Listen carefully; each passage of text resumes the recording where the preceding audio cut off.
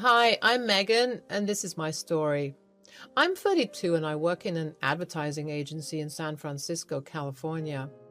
I do not have kids because I was never really ready to be a mother, but I think I'm glad that I didn't have a child. My life was a mess after I got married. I think I'm one of the people out there who regret getting married. I was newly married, and in just 2 years, it became an obnoxious way of living. I feel bad that my parents had to go through a shitty life because of me. They live with me in San Francisco. They have always been super supportive and guarded about my personal life to strangers. They didn't deserve this. This was truly my fault. I was a pitiful person who had no talent for recognizing people's intentions. I just found anyone nice to me an angel. When I sit here and write, I reminisce about the first proper time I met Jeffrey. It was an unremarkable afternoon when I first laid eyes on Jeffrey. I just started my new job at the advertising agency, and the air was filled with the buzzing sounds of ringing phones and the hum of coworkers engrossed in their work. Little did I know that this ordinary day would mark the beginning of a journey that would forever intertwine our lives. And of course, the day I put myself into the mess.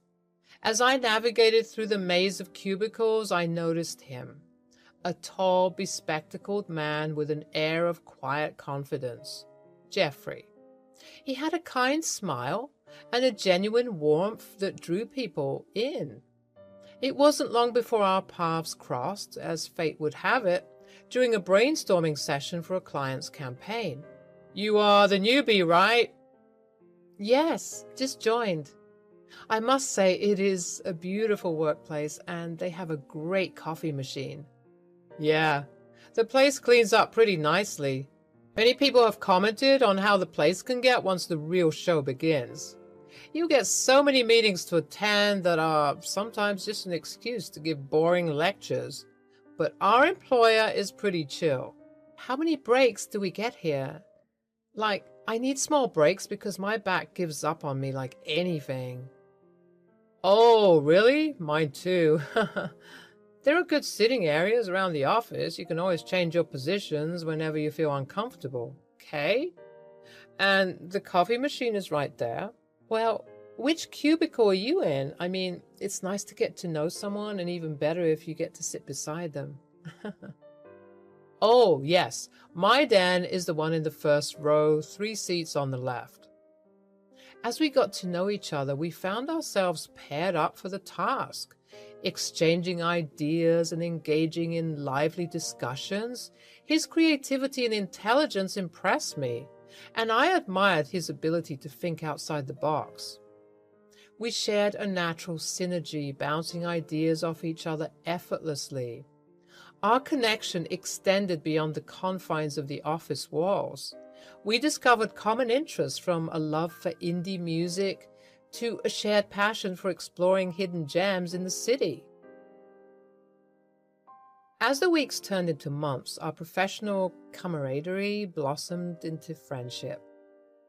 "Hey, I got these 2 concert tickets. Want to check it out with me?" "Oh no, the underground ones. You know how claustrophobic I am. I'll probably faint from the obnoxious smell and sweat." "Oh, come on. This is not those kind of ones. This is a cafe nearby. One of my favorite indie artists is coming to perform. Come on. We'll have fun. Plus, we're going to get a discount on the food that will be served because we have the tickets. Their pasta is really good. You would love it." "I have a curfew, you know. My parents are very particular about me coming back before 10. And I am pretty sure concerts start very late at night, no?" "Well, technically they are starting around 8, but we can reach there before time, like around 7:30, or have some food and chat until the performance begins. We can rest a while, and I promise I will drop you home by 9:45, okay?" "Oh, okay, fine. But if this turns out boring, you will pay for everything." Friendship brought us closer, and it helped us get to know each other even more without feeling any sort of attachment. And all the must-be's and would-haves. Just plain old buddies hanging out. We thought this wouldn't spark any further until an impromptu after-work gathering that the spark between us truly ignited. Amidst the clinking of glasses and laughter, we found ourselves lost in conversation, our voices drowning out the noise around us. Time seemed to stand still as we delved into deeper topics, revealing our fears, dreams, and vulnerabilities. That time, I realized that Jeffrey saw me, not just the professional facade I wore during office hours, but the person beneath the surface. And I saw him too. His passion, his kindness, and the way his eyes lit up when he spoke about his dreams. It was then that I knew there was something more profound brewing between us. Months passed and our friendship evolved into something deeper. We navigated the delicate dance of courtship, cherishing the stolen moments of shared laughter and stolen glances. With each passing day, our connection grew stronger, until it became undeniable we were falling in love. Everything sounds fluttery and nice, doesn't it? I know, because it felt like that at that time. But he was such a sly human being. The red flag was he was a total mama's boy. He would call his mom and talk to her in a babyish voice. He would have a different demeanor. He would whimper and giggle like a little child. I was shocked to see a transition like that. And he created a different personality in front of his mother. The things he would share with me, he would hide from his mother. That is always these type of people who end up being the creepy kind and makes you question every sentence. One day when he finished his call, I reluctantly interrogated him. Was that your mom? Yes. Is she angry at you over something? You were sweating bullets right there. Nay, she's a sweetheart. She just loves me and is concerned about losing me.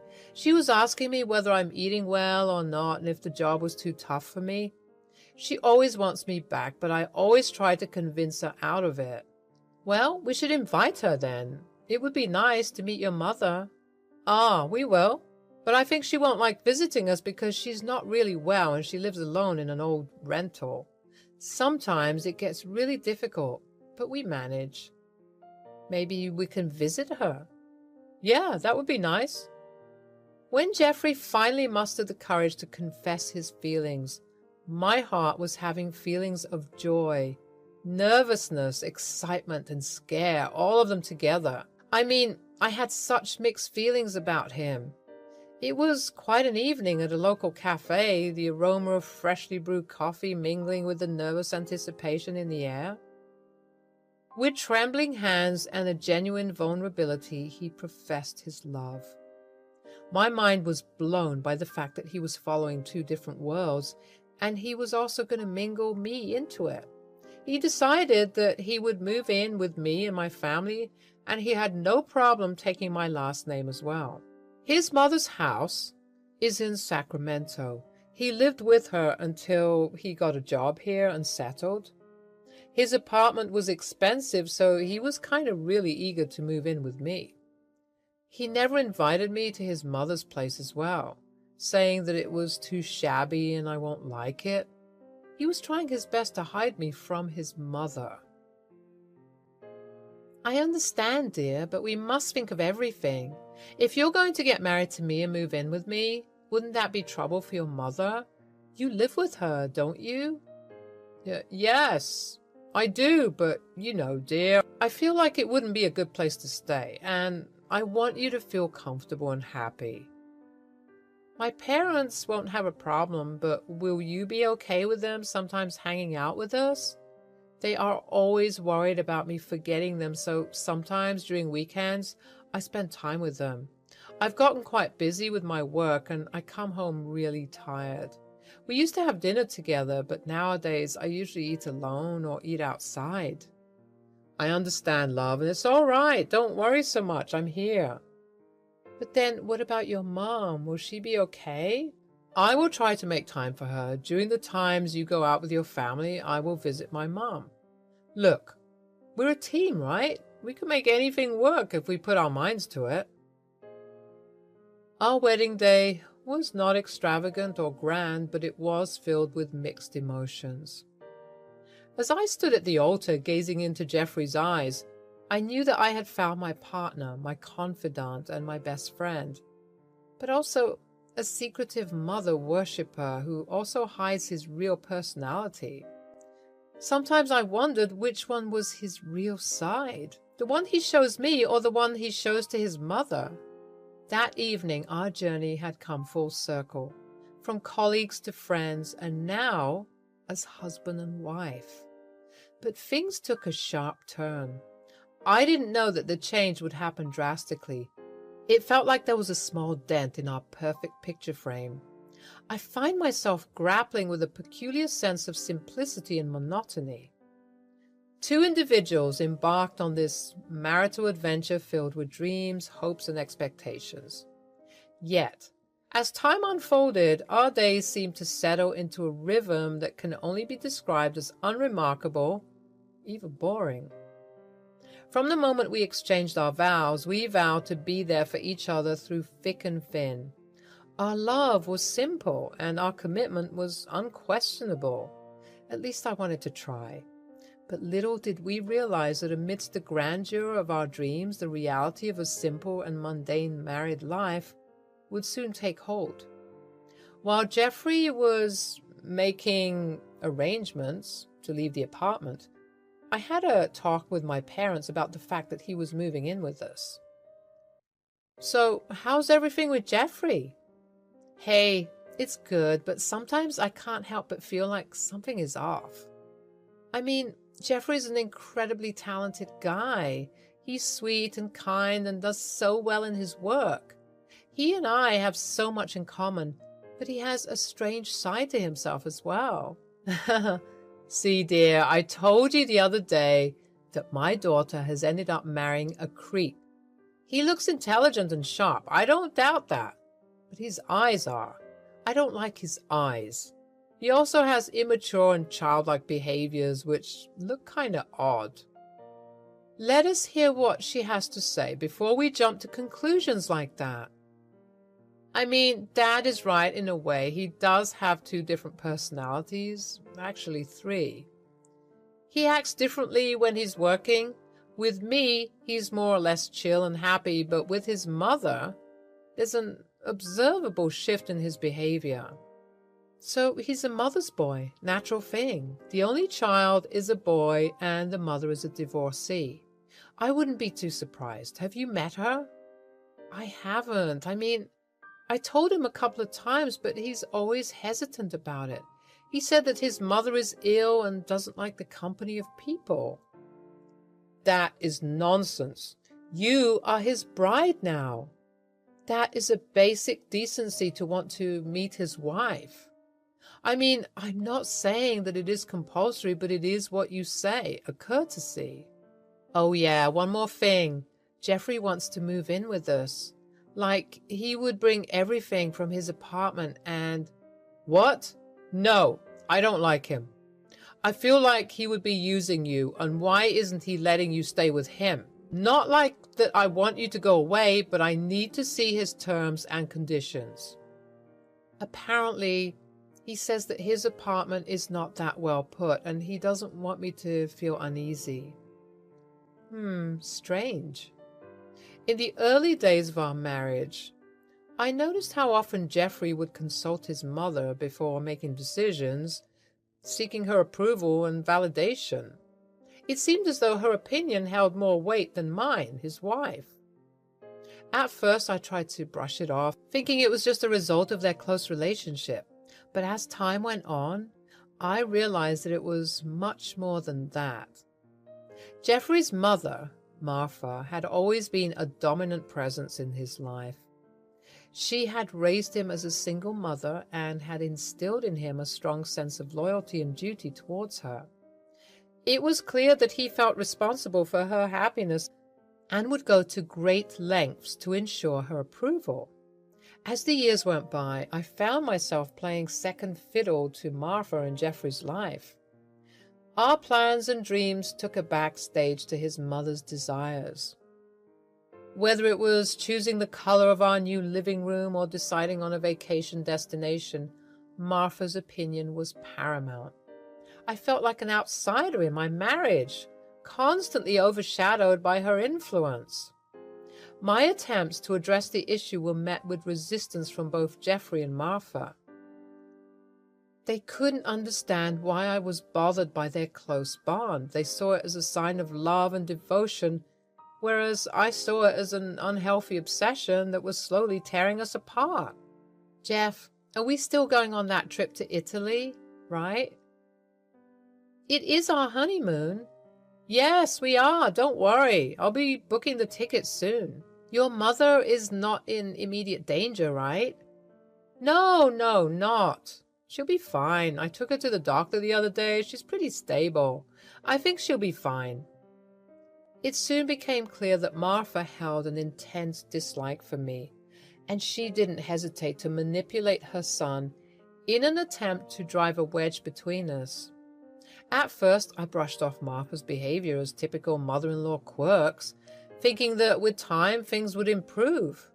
But as the months went by, her actions became more calculated and hurtful.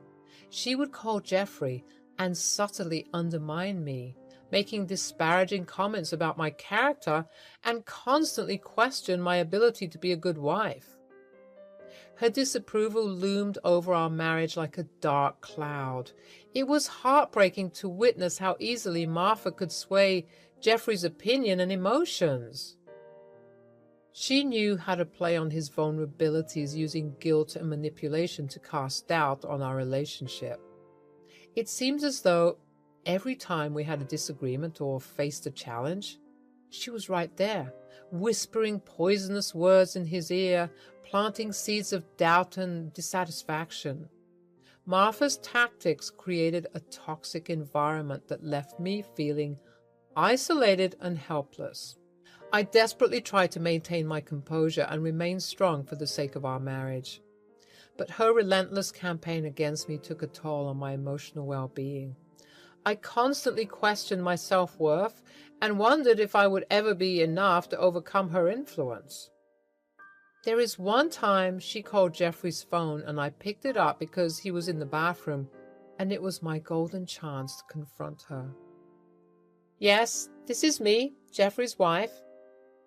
Oh, the one who took my son away. Why do you have his phone? Look, I don't want to cause any trouble. I'm just here to know if my son talks about me to you. Oh, yes, he does. You manipulated him to stay with you. He comes to me seldom nowadays, all because of you. I always told my son not to fall for girls like you, but you bewitched him by showing him your property and money and looks. Look, I said no such thing to him. He was the one who wanted to stay with me. I discussed it with him. That is not what we decided on. I love your son. Please try to understand I always ask him about you. Martha cut the call. She made a scoffing noise of disgust. I realized this was going nowhere. Our Italy trip didn't happen. My job made other plans. We were told to go on a small business-related trip to Korea. One of our marketing agencies wanted to collaborate with their brand. I had to go.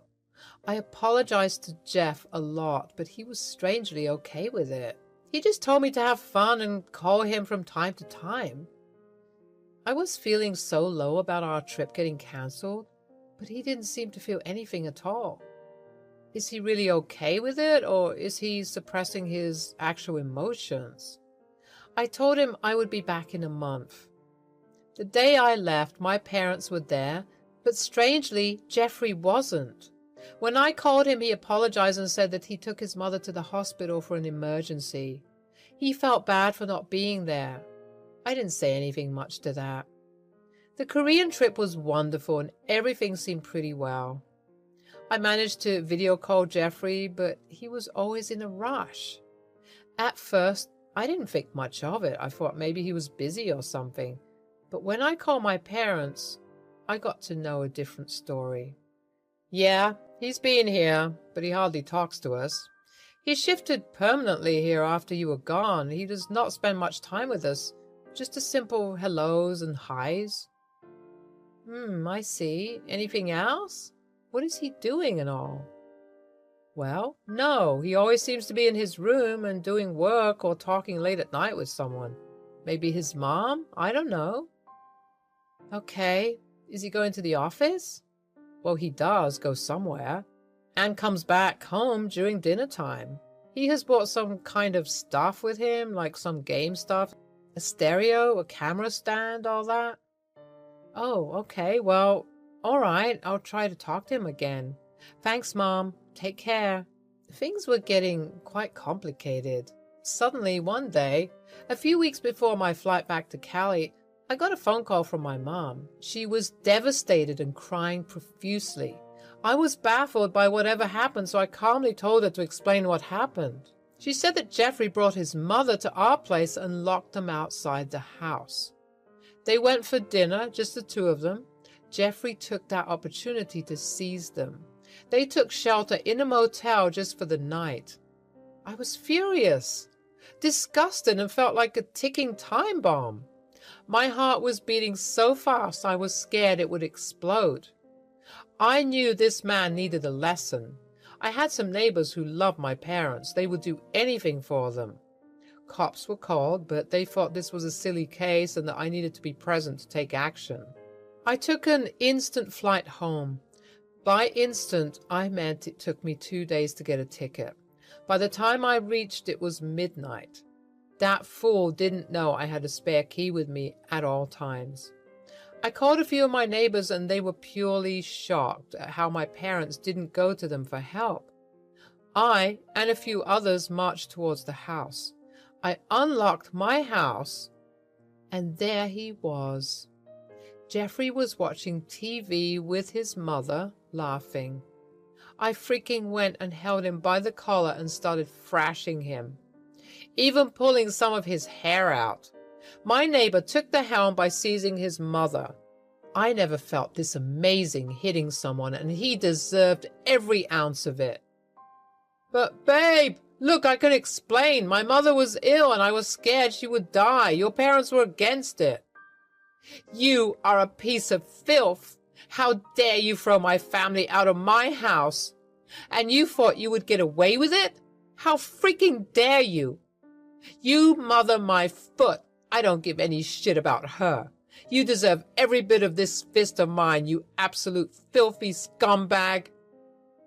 But wouldn't you have done this for your mother? Never.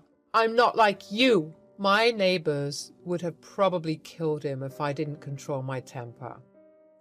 The police were called and they were taken for further investigation. Meanwhile, I threw and burned all his property, his gaming console, his posters, everything. That piece of filth deserved no sympathy. The police reported that he snuck in his mother and let her stay in our bedroom. He was supplying everything to her secretly. After that, I signed a divorce claiming that he should give me and my parents a percentage of the amount every month as punishment for invading and taking over my property. I demanded he go back with his mother to Sacramento. He was no longer welcome here. I don't care about his financial security anymore. He was a liar and a disgusting human being. I installed surveillance cameras everywhere and strengthened the security so that there is no way he can do anything fishy. Well, ever since that, I made sure whoever I meet gave me full clarity about themselves before I planned to go ahead with it any further. I even changed my job and got myself a work-from-home job. So that's good. I can keep an eye on everything until things settle down a bit. My family is fine now, and we are doing okay. We're happy for the time being, and I learned a big lesson.